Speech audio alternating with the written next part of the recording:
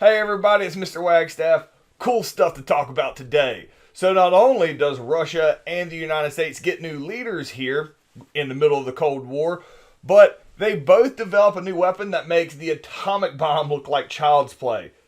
Multiple situations today where World War III almost happens. Crazy stuff to talk about. Let's get started. So the atomic bomb itself is hard to understand how big it was. Like, it was dropped in Japan and the people in China saw it. Brightest light ever seen on Earth, the loudest sound ever heard on Earth at that point. And then just a few years later, America and Russia developed something called the hydrogen bomb. The hydrogen bomb is 67 times more powerful than the atomic bomb.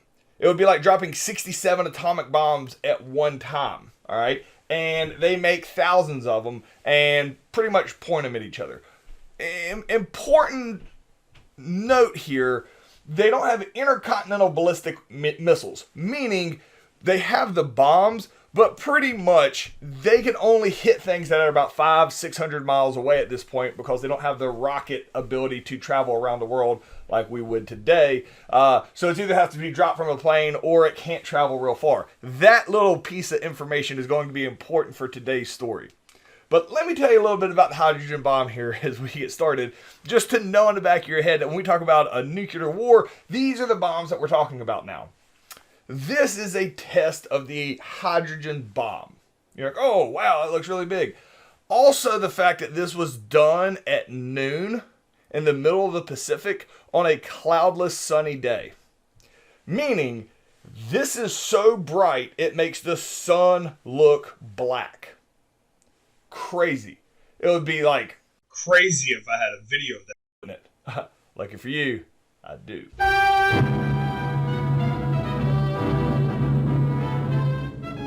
History turns its most ominous page far out in mid-Pacific, where in the Eniwetok Atoll, the world's most awesome weapon is readied for detonation. Turn away. Do not remove goggles or face burst until 10 seconds after the first light. 8, 7, 6, 5, 4, 3, 2, 1, T0. The ball of fire is 3 miles across as it shatters both land and sea. The shock wave races 35 miles and reaches the control ship with force enough to jar the solidly mounted camera.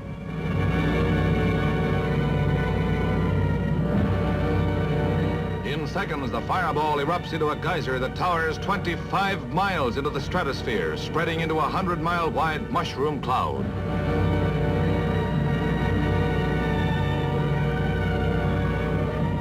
Rising with the cloud are millions of cubic feet of radioactive ash, a virulent byproduct of the fusion bomb that will shower down over the area in approximately 1 hour. All right. So, it's unimaginable the power of these bombs that both Russia and America have, and fully still have a possibilities of using them on each other.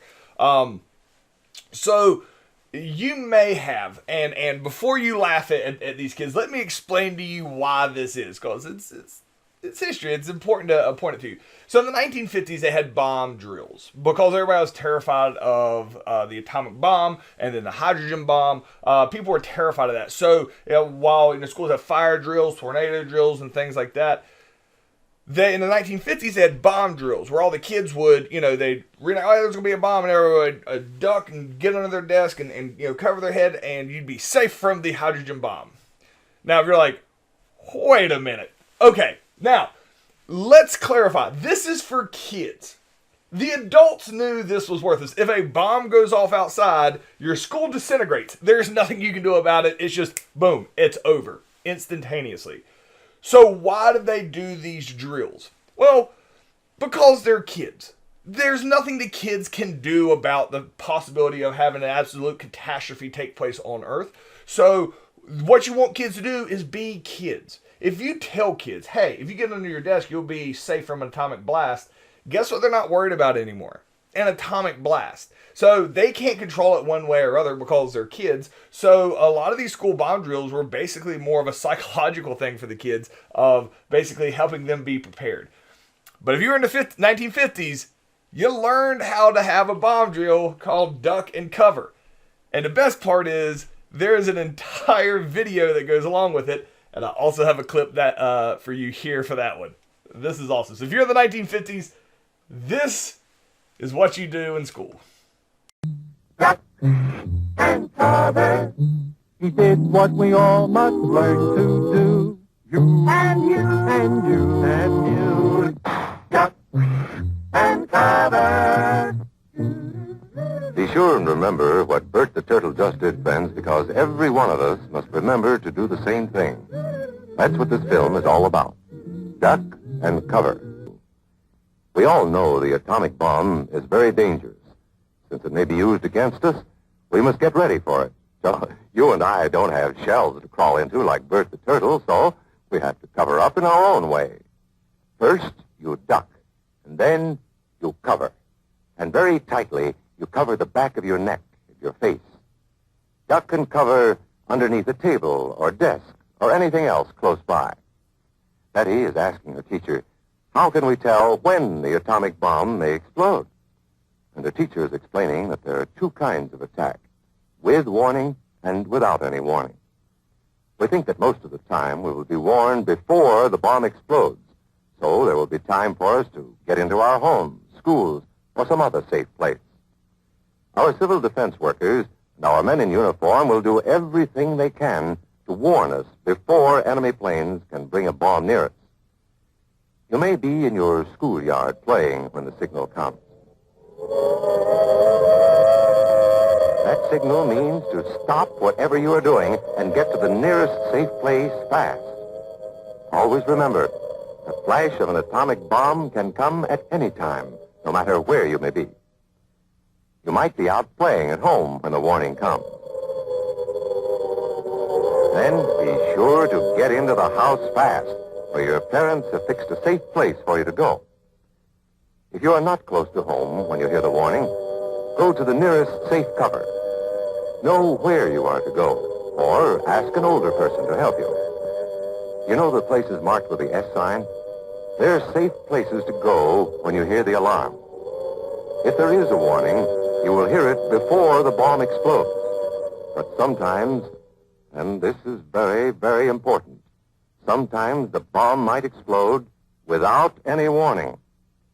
Then the first thing we would know about it would be the flash. And that means duck and cover fast, wherever you are. There's no time to look around or wait. We must know how to duck and cover in the school bus or in any other bus or streetcar. Duck and cover. Don't wait. Duck away from the windows fast. The glass may break and fly through the air and cut you. Sundays, holidays, vacation time, we must be ready every day, all the time, to do the right thing if the atomic bomb explodes. Duck and cover. This family knows what to do, just as your own family should. So, to clarify once again, the adults realize none of that actually works. But it's what you teach kids so that they don't have this anxiety that they're going to blow up all the time because they feel confident that they know how to protect themselves. Even though it won't protect them, there's no reason in allowing kids to grow up in an absolute horrific environment where you could die at any point. So the duck and cover, the get under the desk, they didn't really do that at the high school level because they knew by that point people were like, wait a minute. This isn't going to work. Anywho, so the question is how much more powerful was the hydrogen bomb than the atomic bomb, and why is this scary to many people around the world?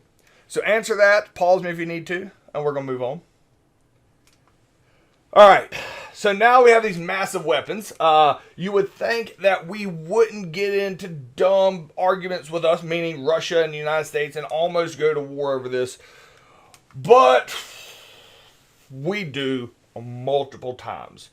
So it all really starts here when, in the 1950s, when Joseph Stalin dies, late 1940s, I should say, when Joseph Stalin dies. Joseph Stalin was so paranoid. So he had gotten unhealthy. He was 72 years old. He had gotten older and unhealthy. He had a violent temper, very angry person, always paranoid. That when his doctors, literally, when his doctor said, "Hey, Joseph Stalin, you should probably take it a little easy," he had his doctors arrested for thinking they were trying to overthrow him because they were telling him to take it easy. Dude ends up having a stroke, and he lays down on the couch, and nobody comes to help him for like a day because everybody was afraid to go like wake the guy up, like, and then he, from complications from that, will die.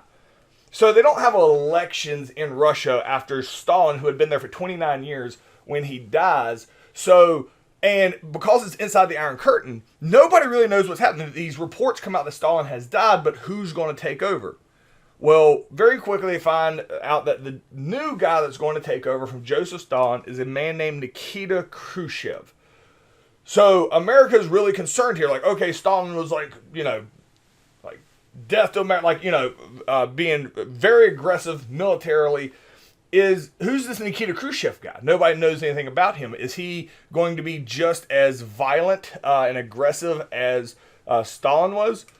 Well, one of his first quotes is, "You Americans are so gullible. No, you won't accept communism outright, but we'll keep feeding you small doses of socialism until you finally wake up and find you already have communism.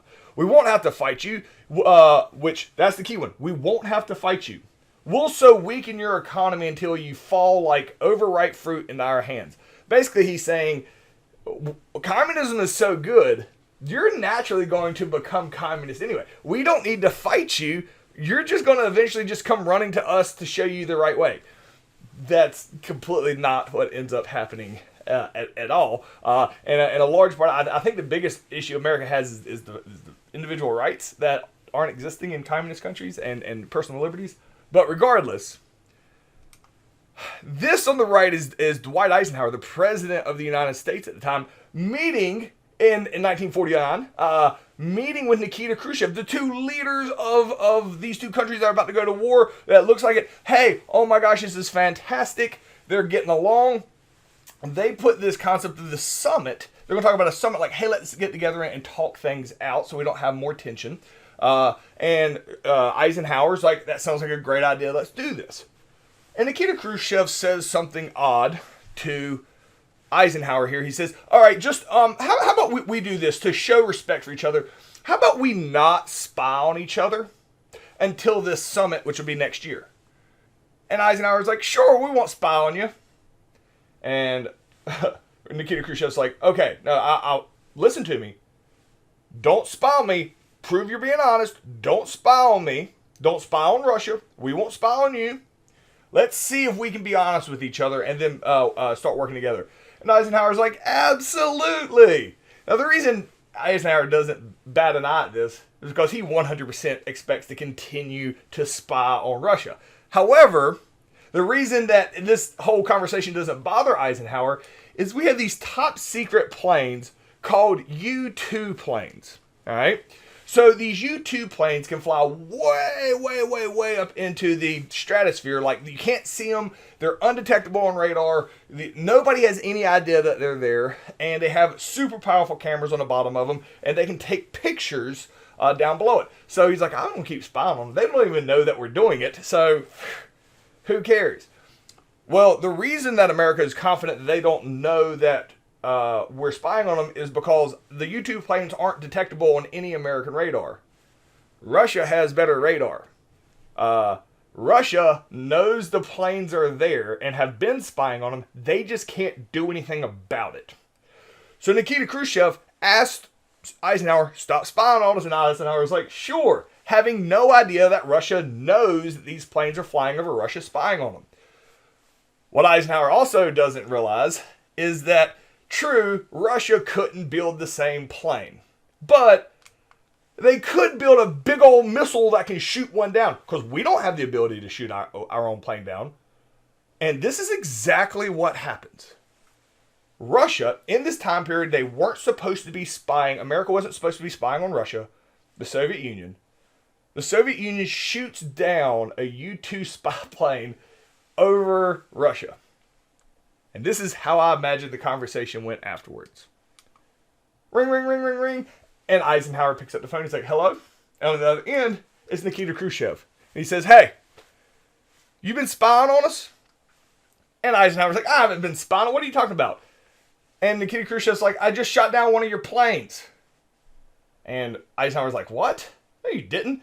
And Nikita Khrushchev's like, yeah, well, we have pictures of it. It's right here.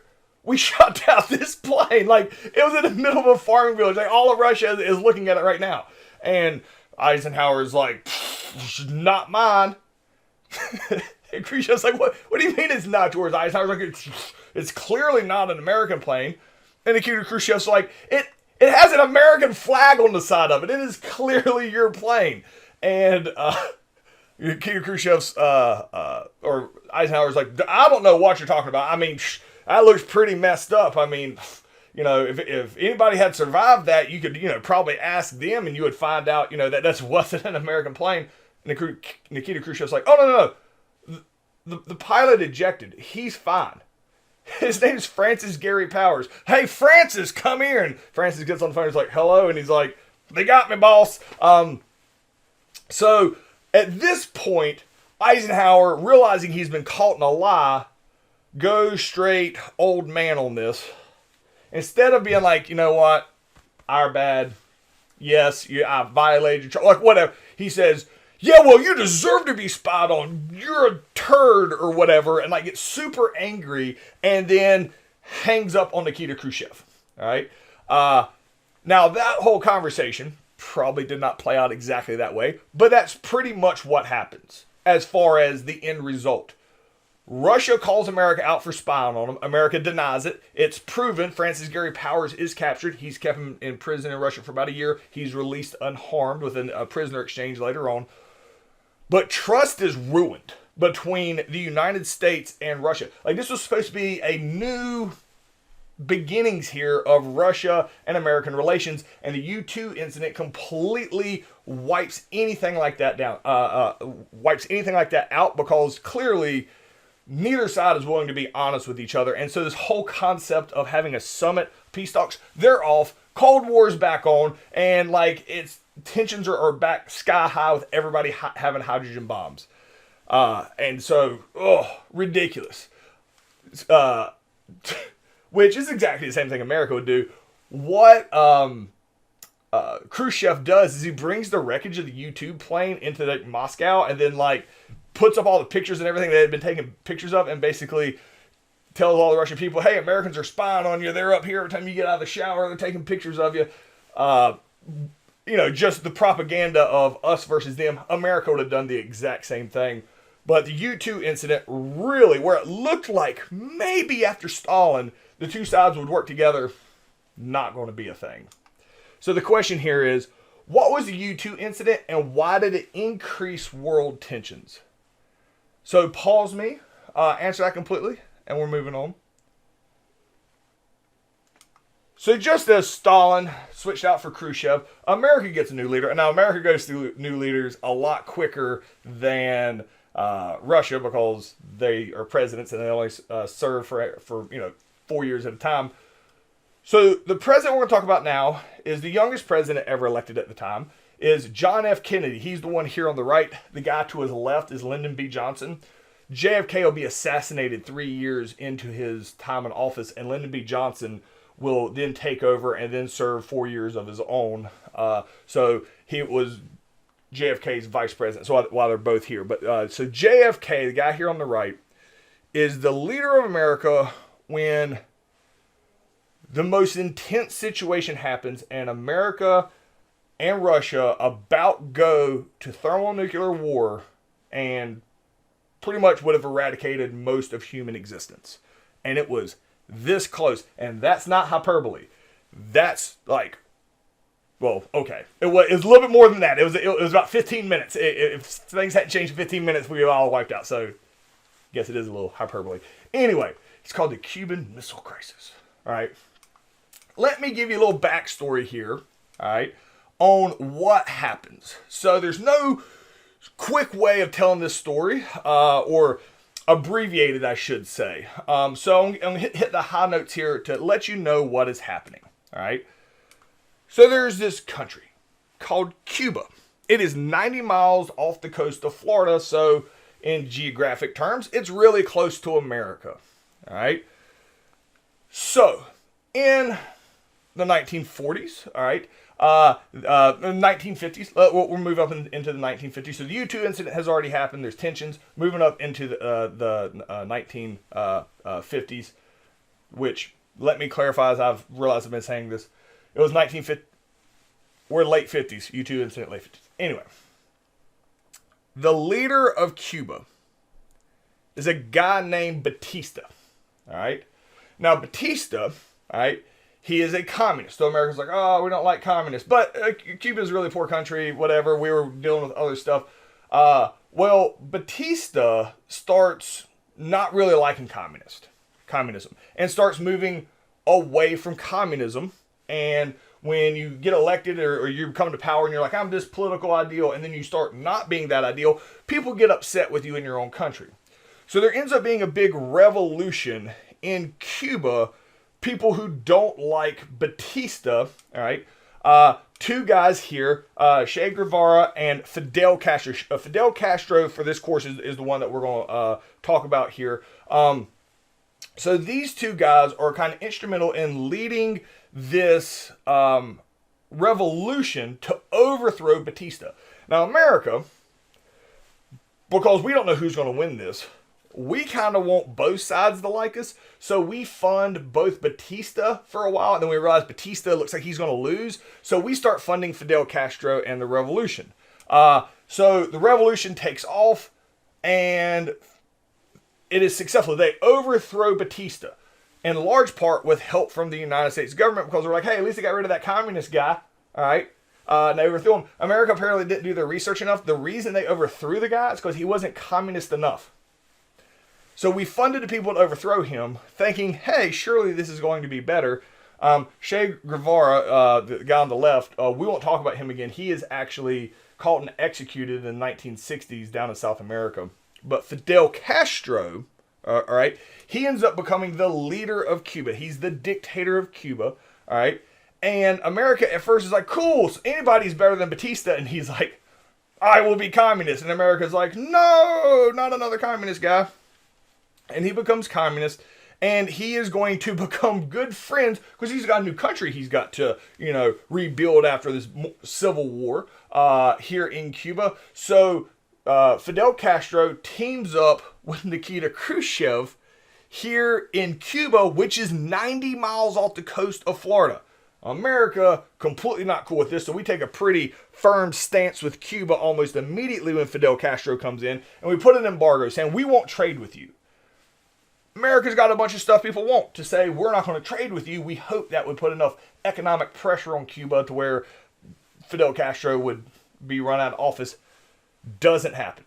But we don't trust Cuba at all because they're communist. We know likey, meaning America. So America is using these U-2 planes again and are flying over and spying on Cuba just to see what's up over here in this communist country. Well, we fly over one day here in the early 1960s, and they have nuclear missiles pointed at America. And on the side of them, it says Soviet Union. Cuba doesn't have nukes. You know who does have nukes? Russia. Russia has been allowed by Fidel Castro to come put nukes on Cuba. Now, the reason that's really important and worse than just anywhere else is missiles can't travel real far back then. You have to be within like 500, 600, 800 miles of your target to be able to hit them just by launching a missile without flying a plane over. Well, Russia is further than that away, and America is further than that away from Russia. So actually launching a missile from mainland Russia and hitting America, or launching a missile from mainland America and hitting Russia, was an impossibility at the time. You can launch one from Cuba and hit America. So when America finds out that Russia has put nukes on Cuba, JFK goes on national TV and says, all right, we just saw what happens. Now, here's where it gets weird. Well, I made the joke earlier about Nikita Khrushchev and Eisenhower talking on the phone. That wouldn't actually have happened. Not only do they speak different languages, they're because of the Iron Curtain, the communication was extremely slow back and forth between these two countries when they even chose to talk to them. There was no way for JFK to get in touch with Nikita Khrushchev. So JFK goes on worldwide TV. This is the best way of getting his information out. And he says, we have put a blockade on Cuba. It means nothing goes in or out. All right, complete blockade. Not only that, Russia, you must remove your missiles immediately. Because not only does JFK draw a line in the sand and says you're going to remove them immediately, we know that there are ships coming from Russia at this moment when JFK says this with more nukes on them to basically put more nukes in Cuba. And JFK says, and those ships, they're going to turn around right now. If America sees those ships, all right, we're going to stay surrounding Cuba. If they come into eyesight, we're going to sink them. We know now, present day, when Russia heard this, they gave a standing order to their nuclear submarines. If America opens fire on those ships coming in, to automatically launch nukes from submarines onto the United States. That order had already been given. America, those ships had been given the order, if you see the ships, open fire on them. Those are standing orders. We know that. So today, looking back, we're like, oh my gosh, how close did we get? Because these ships are slowly coming across the Atlantic, and it's like a ticking time bomb. So they end up getting in communication with each other. It's a complicated, intricate story, but they end up getting in communication with each other. And America says, it probably wasn't JFK talking to Khrushchev, but America's talking to Khrushchev, and America's talking to Russia, and says, move your missiles out of Cuba. And Russia says, America, the only reason that we had missiles in Cuba to begin with is because you had them in Turkey. See, we didn't think Russia knew about our secret missiles in Turkey because we had always been able to hit Russia with a nuke had we wanted to. All right? So Russia says the only reason we're putting them in Cuba is because you have them in Turkey. We just want to be even. Tell you what, America, we will move our nukes out of Cuba if you will move your nukes out of Turkey. And we're like, okay, we shake on it. We both agree. America removes their missiles from Turkey, which is a country over in Europe. And Russia removes their missiles from Cuba. By doing so, this is what makes the paper. The Reds, meaning the Communist Russia, backs down on Cuba. And this looks like a huge win for America. Like America bowed up to Russia and said, back down. And Russia said, okay, please don't. We'll move all our missiles. Because the missiles that were placed in Cuba got made aware to everybody. That was given attention by the whole world because America talked about it. The stuff in Turkey, that was secret. So America, while it was even on paper, in the world opinion, it once again looks like America, just like the Berlin airlift, stood up to Russia and Russia backed down, even though it was much more even than that. But tensions at this point, 15 minutes is how close those ships were to within eyesight, which would have possibly eradicated most of humans. But the question here is, why was America so concerned with the missiles that were in Cuba, and who put them there? So answer that completely. Pause me if you need to, and we'll move on. So this is a pretty important thing. We realize how close we came to dying. So America and Russia realized the issue here is a lack of communication because it was a ticking time bomb, almost literally. Here at the Cuban Missile Crisis, you have to be able to talk to the other side. So after the Cuban Missile Crisis, there is literally this thing called a hotline that got put in from the Kremlin, which is like the White House for Russia, and the actual White House, a red phone that connected the two capitals so that when you had to talk to them, you could pick up that red phone and immediately connect with the other country to prevent something from happening in the future because of a lack of communication speed. So the hotline was very important. And then